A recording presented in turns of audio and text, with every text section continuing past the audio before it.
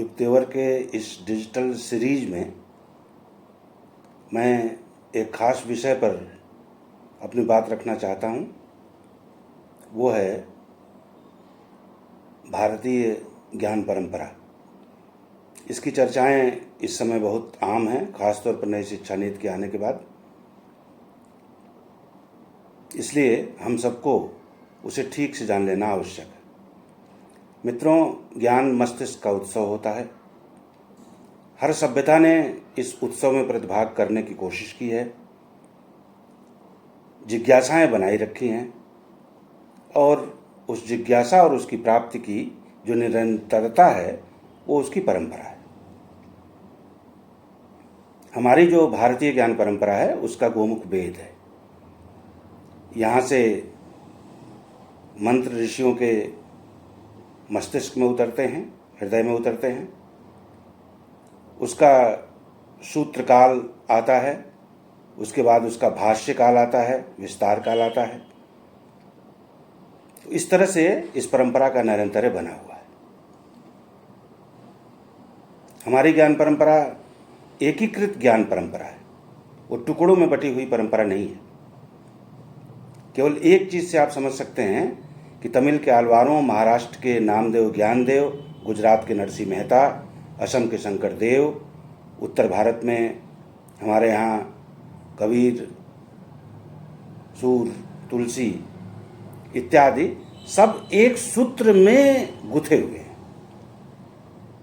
ये उन लोगों को जवाब है जो लोग कहते हैं कि भारतीय परंपरा कभी अखंड परंपरा नहीं रही है।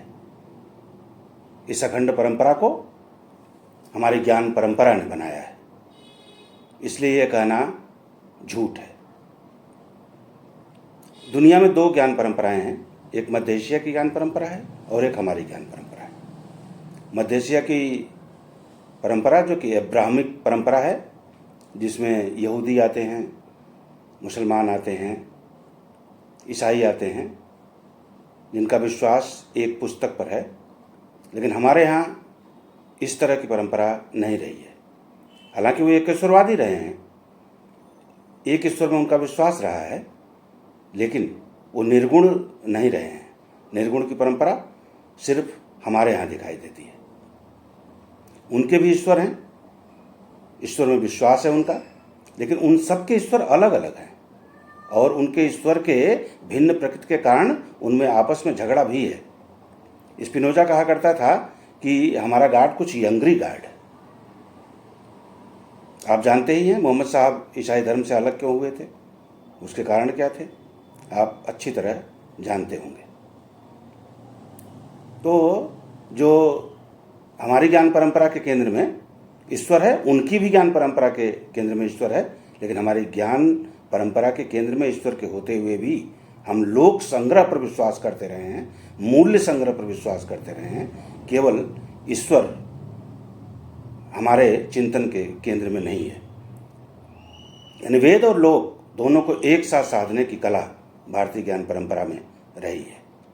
हमारी ज्ञान परंपरा श्रद्धा में विश्वास करती है। मित्रों, हम एक साइकिल और मोटरसाइकिल भी लेते हैं जो कि जड़ उपकरण है। जब वो पुरानी हो जाती है तो उसे हटाते समय हमारे दिल में कष्ट होता है। हम समझते हैं कि उसने हमारी सेवा की है। डिस्पोज ऑफ करने की परंपरा हमारी परंपरा नहीं रही है। भारतीय ज्ञान परंपरा रिप्लेस करने की परंपरा नहीं है, यूज एंड थ्रो की परंपरा नहीं रही थी। मित्रों, हमारे यहाँ भारतीय ज्ञान परंपरा में नॉलेज पावर नहीं रहा है। पश्चिम की नॉलेज परंपरा जो ज्ञान परंपरा है उनमें नॉलेज पावर है और उनका नॉलेज इंपीरियलिज्म के विस्तार के लिए है, साम्राज्यवाद के विस्तार के लिए है। हमारे यहाँ जो ज्ञान है वो ज्ञान कोई पावर नहीं है, प्यूरिफायर जरूर है। वो मनुष्यता के मूल्य के वो प्यूरिफायर के रूप में हमारे साथ साथ जीवन के चलता है। भगवान कृष्ण ने गीता में यही बताया था। मित्रों, भारतीय ज्ञान परंपरा ये मानती है कि कोई भी भेद तात्विक नहीं है। वो हर चीज को समग्रता में देखना चाहती है। तात्विक भेदों पर उसका विश्वास नहीं है। शंकराचार्य जीवन भर इसी के लिए प्रयास करते रहे हैं। हमारी परंपरा वर्ड सेंट्रिक नहीं रही है कि किसी ने कुछ कह दिया और हम मान ले गए।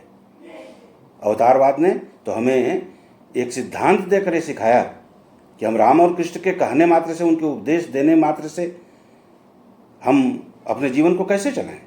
हम चाहते हैं कि वो हमारे जीवन में आएँ, उनका अवतार हो जाए, ऊपर से नीचे की तरफ हमारे जीवन के साथ साथ चलें और हमें सिखाएं कि असंगत स्थितियों में हमें कैसे जीना है। तो हम वर्ड सेंट्रिक नहीं रहे हैं, वर्क सेंट्रिक हमारी परंपरा रही है। हमारी परंपरा सहनव भुनक्त की परंपरा है। हम साथ साथ जिएं, साथ साथ खाएं, साथ साथ रहें, ये परंपरा हमारी है। इसे हम ये कह सकते हैं कि ये संयुक्त परिवार की अवधारणा सबसे पहले भारत में विकसित हुई थी और ये हमारी ज्ञान परंपरा का महत्वपूर्ण अंग है। मित्रों, आप अंग्रेजी महीनों के ही नाम देख लीजिए, ब्रह्मांड की लय और गति से उनका कोई संबंध नहीं है। एक थोथी कथा कि ईश्वर ने 7 दिनों में पूरी पृथ्वी को बना डाला था, उसी के आधार पर वो 7 दिन रच दिए गए। लेकिन हमारे यहाँ 12 महीनों के नाम जो हैं वो ब्रह्मांड की गति और लय पर आधारित हैं। हमने शून्य का आविष्कार किया। ढेर सारे ऐसे आविष्कार हैं जो कि हमारी परंपरा ने विश्व को दिया है। हमारी परंपरा ये सिखाती है कि यदि सभा में वृद्ध व्यक्ति सत्य की गठरी लिए हुए उपस्थित नहीं है तो उसे हम सभा मानते ही नहीं हैं। हमारी परंपरा में कुछ दोष भी थे, लेकिन समय के साथ उस दोष का परिहार निरंतर जारी है।